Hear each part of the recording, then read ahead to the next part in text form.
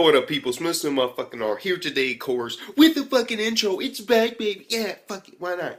After I got my fucking schedule all in order and I found out what I was gonna be doing, intro was finally made a fucking return after a long ass like a month maybe. I don't fucking remember. Fuck it. Either way, fuck it. Let's get on to this fucking episode review. Noucome episode motherfucking 4 review. And you know what? This episode, like, every week is hilarious as shit. Like, oh my god. The dude didn't get that many absolute choices in this one. But, I swear to God.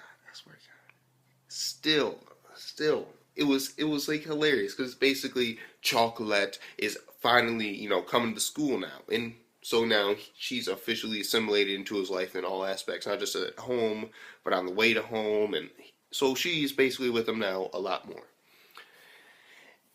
And she's introduced to the class, and misunderstandings happen. The 48 fucking techniques in it. God, this fucking episode.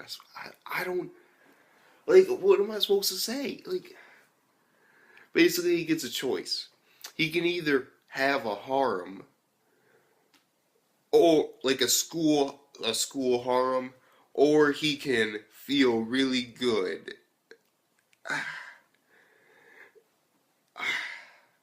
And I already knew what the second one was. When I heard it, I was like, oh my god, I got a feeling what that's gonna be. I have somewhat of a feeling of what would happen.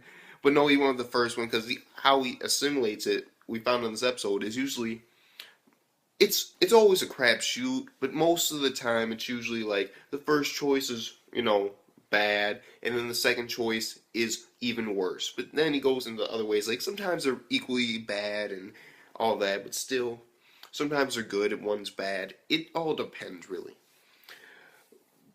But he's starting to question why it's giving him like this really good stuff, and then he realizes, oh fuck, this isn't good. Like, oh, his fucking harm, bro. Oh my god.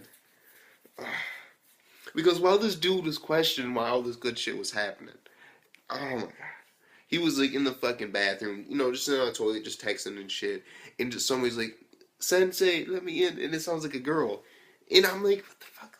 And this girl, as we see it, is basically, oh my god, she's trying to get into, she's like, let me in. This dude opens the door for what he suspects to be a girl in the boys' bathroom, like, let me in, we'll do shit. Like, oh my god. Then to close the door, we find out it's a dude, and it's like the most popular nigga on the campus. Wow.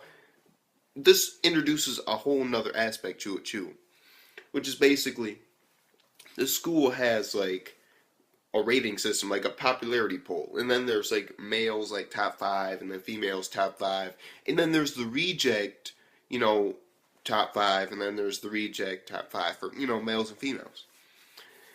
But there's a basic reject 5, which are basically like the lowest of them all. But we've only met 4, and we still haven't seen the 4th guy's face in this episode, at least. But still, I'm wondering why they're revealing them so slow. Like, oh my god, this might be good though.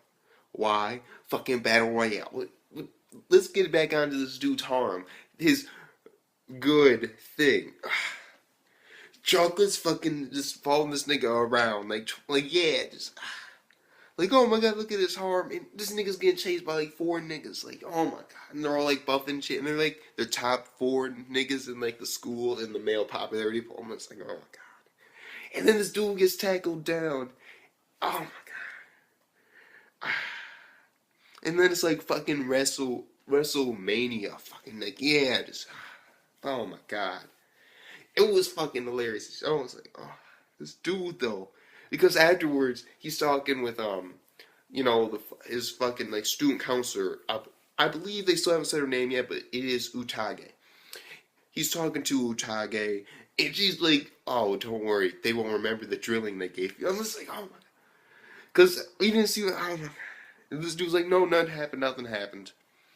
And then from there, they're thinking of ideas for this. Oh my god. Why? They're thinking of ideas for the school. Like, for their, entrance ceremony or something like that. basically they're having like a festival or something like that, and basically they want to do something. I'm not really sure exactly what it is. Fuck it. They're fucking deciding what event they want to throw. What they want to do in their event. And fuck it. I'm stumped now. I don't give a fuck. Look, basically, a shitload of fucking ideas of what they can do for like the fucking student school fair. Shit, I don't care. I fucked up on that fucking shit so many times. Oh God, why? Fuck, I don't care. Anyway, basically they're throwing out ideas. And then we got fucking chocolate with some fucking like X-ray specs that can see through bathing suits, and all these girls change into bathing suits, and there's like all this like groping shit. Like the girls are like, "Oh no, we realize you're a good guy, but no, you're too weird. Fuck that." It's like, but it was just a shitload of ideas, and then they decided on one, and then the one they decided on, oh my God, it was weird. Basically, I believe what's gonna happen now, because they were like shooting out ideas, and then in came the vice, oh my God, the vice student council president, and he's like the top guy. He's like the most handsome nigga in the school. He's like number one. Yeah, the other dude was number two that was chasing after him. They were in the top five. So basically, we've seen all the top five males so far, I believe. But anyway, this dude comes in. Oh, he's a Leon. Oh, fuck. I swear to God, fucking lying and shit. I was like, what the fuck? Anyway, basically, what's gonna happen now is it's gonna be a tournament match. Like a fucking Royal Rumble Battle Royale wrestling ring. Like, yeah, 1-on-1, fucking the popular versus the rejects. Yeah. And, of course, the main three are participating. And, oh my God, this bitch. Oh my God. I just gotta say. When you just saw it, oh, Chew fucking candidates. Ah, that was fucking hilarious. Fucking spandex. Oh, that bitch, I swear to God. She's fucking crazy. She really is. Oh my God. She's so crazy. Like, I cannot explain her character. It's mad random all the time. And I'm really enjoying her character. Anyway, so basically, the ones that, basically the 4 Reject 5 members that we know of are going to compete. We learned the name of one of them, can't remember, but basically he's like the most creepiest nigga on the fucking school, like legit. And I swear to God, I might have seen him before. He might have been that dude when fucking Kanade was walking up the stairs. There was that guy, and he had like that weird fucking like scarf around his neck and shit. And he was walking down the stairs. Like, I think that might have been him. So yeah, he's participating too. And the 5th member, because apparently they don't want to show all the Reject 5, is going to be Chocolate. Even the student council president comes out, and that surprised me. I was like, what the fuck? And then basically they're like, oh, what if we don't want to do this? Like, we're not forced to. And then she just drops a fucking paper on the ground. It's like, pick it up.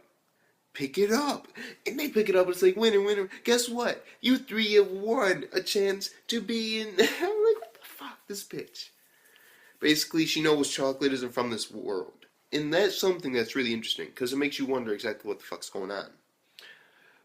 But off of that, Battle Royale to look forward to, and he gets his fucking mission, thumbnail. He has to make all the women in the fucking tournament that he's fighting in fall in love with him and confess their feelings, I believe. So, damn. This nigga got a hard task. And there's even a phone call from God, my nigga. Oh my kind of day, you try to hang that nigga up. Like, God, turn that nigga's phone back on. Oh my God, yo. That was hilarious.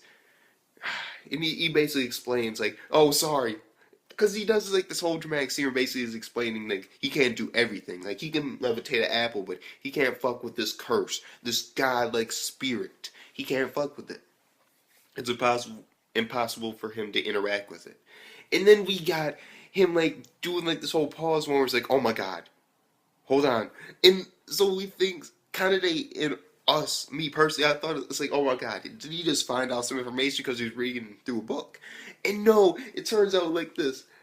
Apparently, in Planet 22, they've created a universe-destroying bomb. and God's gonna go interfere with that shit. I was just like, oh, what the? It's hot. It's good. It's so good. I'm like, what the fuck? A universe destroying bomb in Planet 22. Swear to God. And basically figure out that we do not know exactly who's sending him these missions or tasks to complete. But apparently, you get a reward every time from what Utage said. She was going to explain in further detail about what she felt, and it's probably something perverted from what I'm seeing. But still, the thing about it is that she was going to say it, but apparently every time she gets close to telling him everything, the headaches come back, and so it's like a defense mechanism. Even though she got rid of the curse, it's still there somewhat. But basically, the more he completes, the better it'll be until it leaves.